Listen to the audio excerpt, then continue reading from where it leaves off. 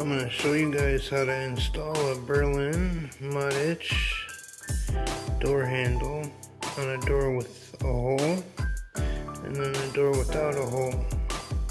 One's got to be drilled and one can just pop right in. All you need for both handles, one door with no hole, one door with a hole. First you open up the box, make sure everything's inside. Make sure all parts are inside the box. Then mark your plunger about 36 inches from the bottom so you hit the block. And then what I usually do is I just set it there and make sure the plate is recessed in and make your marks. Drill your hole. So 2 1/8 for the handle, 7/8 or 1 inch for the plunger, chisel or router your plate. Now you set the back, pre-drill all your holes. I'm putting the screws in the front because it's a closet. So some handles are different, some don't hide the screws, but for this one you gotta loosen up the set screw, take the plate off, then run your screws, then put your handle back on, then put your plate on, cover up the screws. So once it's on, the other side will look like this. Then you set your handle, and then you're done. Now put the plate to cover the screws. Okay, now your handle's on.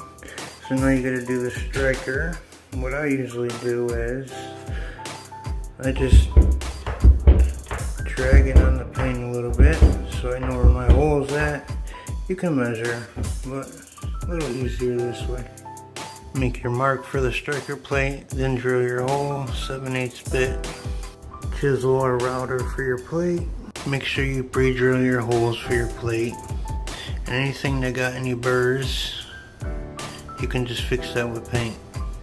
And voila. So it's pretty much the same with pre-drilled holes, faster and easier. Pop your plunger first, make sure you pre-drill the screws. Put the side with no screws on first. Same thing with this one, set screw off. Then you're gonna just put this plate on the door, screw it in.